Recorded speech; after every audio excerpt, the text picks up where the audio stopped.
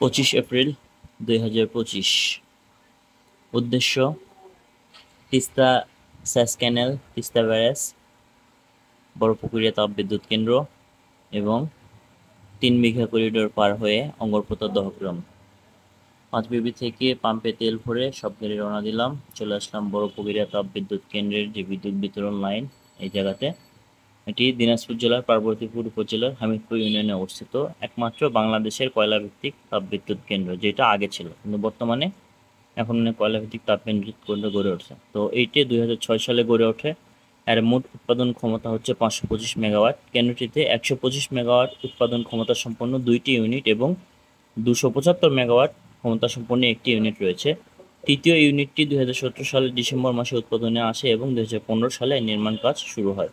কেন্দ্রটিতে বড়পুকুরিয়া কয়লা খনির কয়লা ব্যবহার করা হয়। এটি পরিচালনা করে বাংলাদেশ বিদ্যুৎ উন্নয়ন বোর্ড। বর্তমানে যন্ত্রাংশের অভাবে বড়পুকুরিয়া তাপবিদ্যুৎ কেন্দ্রের উৎপাদন পুরোপুরি বন্ধ হয়ে গেছে। আগে বন্ধ ছিল 2টি ইউনিট।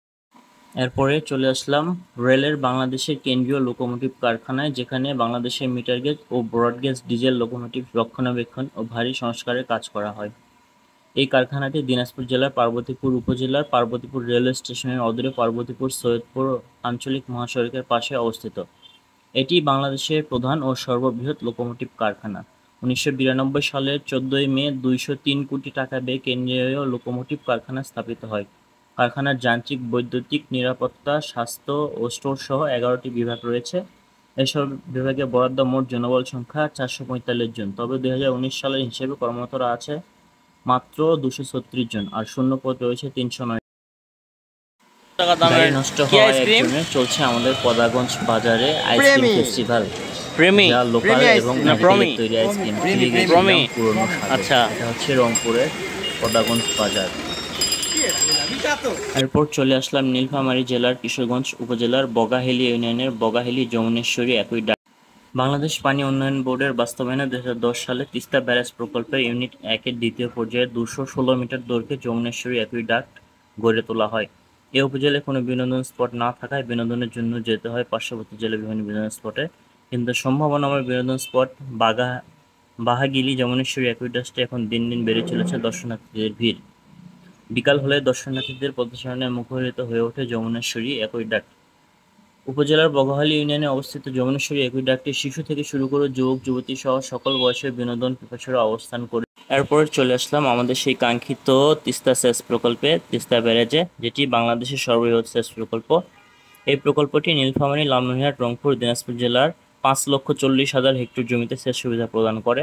এর কাজ শুরু হয় 1979 সালে এবং শেষ হয় 1990 সালে। সেচ প্রকল্পের পরিচালনা ও রক্ষণাবেক্ষণের দায়িত্ব রয়েছে পানি সম্পদ মন্ত্রণালয়ের বাংলাদেশ পানি উন্নয়ন বোর্ড। লালমনিরহাট জেলার হাতীবান্ধা উপজেলায় ও নীলফামারী জেলার ডিমলাতে এই প্রকল্পটির অবস্থান। রংপুর শহর থেকে দূরত্ব 61 কিলোমিটার, লালমনিরহাট শহর থেকে দূরত্ব প্রায় 70 কিলোমিটার।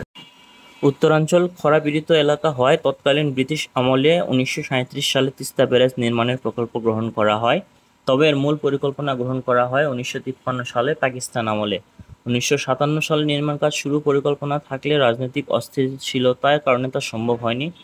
পরবর্তীতে দেশ স্বাধীন হওয়ার পর 1979 সালে ব্যারেজ নির্মাণের কাজ শুরু হয় এবং 1925 সালে সৌদি উন্নয়ন তহবিল ও ইসলামিক ডেভেলপমেন্ট ব্যাংক এবং আবুধাবি উন্নয়ন তহবিলের প্রায় 2500 কোটি টাকা ব্যয়ে তিস্তা ব্যারেজ সহ সেচযোগ্য কৃষি জমি ও জলকাঠামো নির্মাণ শুরু হয়। 1990 সালে এটি নির্মাণ কাজ শেষ হয় এবং একই বছর 5 আগস্ট এর কার্যক্রম চালু হয়। এর মোট নির্মাণ ব্যয় ছিল 1500 কোটি টাকা এবং 5,40,000 হেক্টর জমিতে সেচ সুবিধা প্রদান করে। 2016 সালে 266 হেক্টর জমি অধিগ্রহণ করা হয় এই তিস্তা ব্যারেজ প্রকল্পের জন্য। বর্তমানে এটি লালমনিরহাট ও নীলফামারী জেলার অন্যতম একটি পর্যটন কেন্দ্র হিসেবে গড়ে উঠেছে। তিস্তা ব্যারেজ ও সেচ প্রকল্প নিয়ে গড়ে উঠেছে বিনোদন স্পট। প্রাকৃতিক সৌন্দর্যে ভরপুর তিস্তা ব্যারেজের উজানে বাঁধ দিয়ে ঘেরা কৃত্রিম জলরাশি, সেচ বাইপাস খাল, বনায়ন আর পাথর দিয়ে বাঁধানো পাড়, সব মিলে এক মনোরম পরিবেশ। শীতকালে এখানে প্রচুর অতিথি পাখির আগমন ঘটে। তিস্তা ব্যারেজ এলাকায় তিস্তা নদীর দুই পাড়েই গড়ে উঠেছে সবুজ বেষ্টনী। এছাড়াও ব্যারেজের এলাকায় রয়েছে কয়েকটি পিকনিক স্পট। ব্যারেজের কালো পিচের রাস্তা ধরে ছুটে চলা কিংবা চারপাশের পরিবেশের মন ভোলানো সৌন্দর্য এখানে আগত দর্শনার্থীদের এক অলৌকিক মায়ায় কাছে টানে। ব্যারেজের প্রবেশ মুখেই হাতের বাম পাশে মনোরম প্রাকৃতিক সৌন্দর্যের মধ্যে রয়েছে অবসর একটি রেস্ট হাউস। নদীর দুই পাশে সবুজে ঘেরা বেষ্টনীতে বসে আপনি মন জুড়িয়ে বাতাস খাইতে পারেন।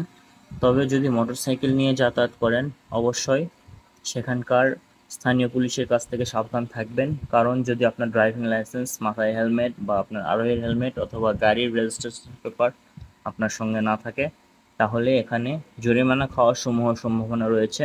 আমরা শুক্রবারে গিয়েছিলাম, তারপরে দেখেছিলাম ব্যারেজের দুপাশেই পুলিশ বসেছে, দুইটা টিম খুব মন দিয়ে মোটরসাইকেল ধরতেছে এবং তাদেরকে মামলা দিচ্ছে যাদেরকে গাড়ির প্রয়োজনীয় পেপারস পাচ্ছিল না। তাই সাধু সাবধান, সময় থাকতে গাড়ির পেপারস করে নিন, ড্রাইভিং লাইসেন্স করে নিন, আরাম নিরাপদে ভ্রমণ করুন।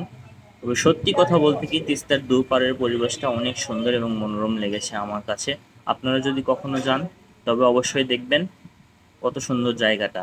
এরপরে আমাদের স্টেপ হচ্ছে 3 বিঘা করিডোর, অঙ্গরপোতা, দহগ্রাম। তো আমরা ইতিমধ্যে অলরেডি পৌঁছে গিয়েছি অঙ্গরপোতা 0 পয়েন্টে। আমাদের এই অংশের মানে যে 3 বিঘা করিডোর আছে ভিতরে ভিডিও করা নিষেধ ছিল, তো আমরা ওই অংশটুকু পার হয়ে এসে এই যে অঙ্গরপোতা 0 পয়েন্ট, এখানে আমরা ছবি উঠাচ্ছিলাম, গল্প করছিলাম, ইন্ডিয়ার বিএসএফ সদস্যদেরকে দেখছিলাম এবং এখানে যে ফসলগুলো ছিল সেই ফসলগুলো দেখছিলাম, গ্রামের লোকদের সঙ্গে কথা বলছিলাম, আমরা একটু ছায়া বসে জিরিয়ে নিচ্ছিলাম। এরপরে এই জায়গাটাতে কিছুটা সময় কাটিয়ে আমাদের পরবর্তী গন্তব্য বাসার পথে। তো এখানে আমরা সবাই আনন্দ ফুর্তির মধ্যে সময়টা কাটালাম খুব সুন্দরভাবে। তারপরে আমরা রওনা দিচ্ছিলাম বাড়ির দিকে। তো এটা যখন আমাদের ভ্রমণটা শেষ হচ্ছিল, ভ্রমণ শেষের সময়টুকু এই জায়গায় আমরা আমাদের মোটরসাইকেলগুলো পার্কিং করে রেখেছিলাম। এখানে সুন্দর একটা মসজিদ আছে। হাতের বাম পাশে যে স্থাপনাটা দেখছেন এটা হচ্ছে বিজিবি ক্যাম্প। এই জায়গা ফাঁকা জায়গাটা, এটা এখানে একটা বসার জায়গা রয়েছে।